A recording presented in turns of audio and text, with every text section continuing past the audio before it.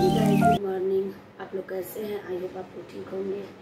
तो अभी मेरा सारा काम फिनिश हो चुका है और मैं अब बैठ गई हूँ अपनी स्टडी करने के लिए। आज मेरे सिर में बहुत तेज़ दर्द है, फिर भी मैं सोची हूँ कि मैं क्लास नहीं छोड़ूँ, क्योंकि कल में भी मेरे सिर में दर्द था, कल मैं व्रत थी, तो मैं कुछ पढ़ाई नहीं कर पाई कल। तो मैं सोची कि आज भी ऐसे करूँगी तो मेरा सारा ऐसे ही समय निकल जाएगा। तो फिर मैं अपना चल रही पढ़ाई स्टार्ट करने के लिए। तो आगे वीडियो में बने रहिएगा। अभी अब मैं इसका नोट्स बनाऊंगी, क्योंकि मैं सोच रही हूँ कि सारे नोट्स पहले बना लूँ और एक एक टॉपिक का मैं रोज़ रिवीजन भी करती हूँ एक बार। तो मैं सोच रही हूँ चलो नोट्स बनाते बनाते रिवीजन भी हो जाएगा और नोट्स भी तैयार हो जाएगा, क्योंकि जब नोट्स अपने पास रहता है, अपना हाथ का नोट्स बना रहता है, तो सब कुछ समझने में आसानी होती है। तो फिर चलिए मैं अब चलिए अपनी पढ़ाई स्टार्ट करने के लिए। मैं एक अपना फर्स्ट स्लॉट जो है 4 से लेकर 6 बजे तक कंप्लीट करती हूँ, उसके बाद ही मैं किचन में जाती हूँ। मुझे इसलिए थोड़ा सा मुझे आराम मिलता है, और 2-3 दिन से थोड़ी मेरी तबीयत ख़राब होने की वजह से मेरी स्टडी थोड़ी डिस्टर्ब हो गई है, क्योंकि सिर में बहुत ज़्यादा पता नहीं क्यों इतना दर्द हो रहा है। पता नहीं, शायद हो सकता है कि टैबलेट और मोबाइल से पढ़ने की वजह से दर्द हो रहा होगा, तो इसलिए थोड़ी मेरी पढ़ाई इस टाइम डिस्टर्ब है। लेकिन वही है कि मैं ये नहीं है कि मैं 1 घंटे 2 घंटे बैठ के पढूँ। मैं तो आप लोगों से भी कहूँगी कि जिसका मन पढ़ने में नहीं लगता है वो अपने स्टडी को डिवाइड करे कि पहले 10 मिनट पढ़े, फिर उसका मन अच्छा और लगने लगेगा, फिर 20 मिनट पढ़े, फिर उसके बाद आधा घंटा पढ़े, फिर आधा घंटे के बाद 1 घंटे पढ़े। धीरे धीरे आप लोगों का स्टडी में मन लगने लगेगा और आप धीरे धीरे इतना प्रोग्रेस कर जाएंगे कि आप 2-3 घंटा भी लगातार बैठ के पढ़ लेंगे और आपको पता भी नहीं चलेगा।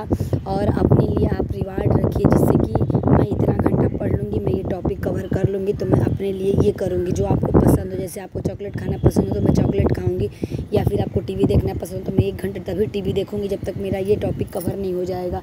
तो आप लोग ऐसे पढ़ेंगे तो आप लोगों की स्टडी बहुत अच्छे से हो पाएगी, जिससे कि आप लोगों को कोई दिक्कत भी नहीं होगा। तो मैं तो यही कहूँगी कि आप लोग ऐसे ही अपनी स्टडी को कंटिन्यू करिए। और देखिए, पहले तो शुरुआत में सबको दिक्कत होती है, कोई भी काम आप करने चलेंगे तो शुरुआत में आपको परेशानी का सामना करना ही पड़ेगा, चाहे फैमिली से हो, चाहे आप खुद से हो, या फिर जिस भी किसी चीज़ से आपको परेशानी का सामना करना पड़ता ही है।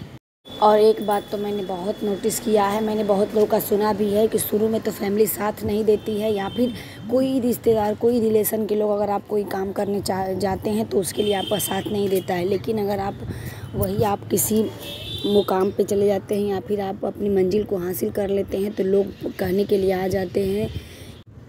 इसलिए फैमिली का साथ मिले या फिर किसी का सपोर्ट मिले चाहे ना मिले, या फिर आपको कोई रिश्तेदार कुछ भी कहे, रिलेशन के लोग जो कुछ भी कहें, आपको उसको इग्नोर करना है, आपको किसी की बातें नहीं सुननी है। अगर आप सही काम कर रहे हैं, अगर आप सही रास्ते पे जा रहे हैं तो आपको डरने की बिल्कुल ज़रूरत नहीं है। आप अपना कदम बढ़ाते रहिए और सच्चाई की हमेशा जीत होती है। अगर आप सही काम कर रहे हैं तो आपको आपकी सफलता ज़रूर मिलेगी। उसके लिए चाहे कोई कुछ भी कर ले, वो ऐसा नहीं है कि नहीं मिलेगा। तो आप लोग अपनी स्टडी को कंटिन्यू रखिए, और ज़रूरी नहीं है कि आपको 1 महीने में 2 महीने में किसी को मंजिल मिलती है, या फिर कोई अपनी सफलता को 1-2 महीने में पा लेता है। नहीं, सफलता को पाने में और अपने मंजिल तक जाने में लोगों को बहुत टाइम लगता है। तो इसलिए आप अपने निर्णय पे अडिग रहिए, जिससे कि आपको कोई समस्या ना हो और आप अपने हमेशा आगे बढ़ते जाएंगे। तो मैं तो हाउसवाइफ को कहूँगी कि आप किसी का भी सपोर्ट का इंतज़ार मत करिए कि मुझे किसी का सपोर्ट नहीं मिल रहा। अगर आप पढ़ना लिखना चाहती हैं तो आप अभी से भी शुरू कर सकती हैं, इसके लिए कोई उम्र नहीं होती है। और यूपी में तो और अच्छा है कि आपको एज लिमिट 40 ईयर दिया हुआ है, और अदर स्टेट का में भी है। आप लोग जिस स्टेट से हैं वहाँ की आयु सीमा देखिए, उसके अनुसार तैयारी कीजिए। और हाउसवाइफ को तो हर जगह छूट भी मिलती है, जिससे कि आप लोगों को और दिक्कत नहीं होनी चाहिए। ज़रूरी नहीं है कि शादी हो गया तो आप अपना पढ़ाई लिखाई छोड़ के बैठ जाएंगी घर पे।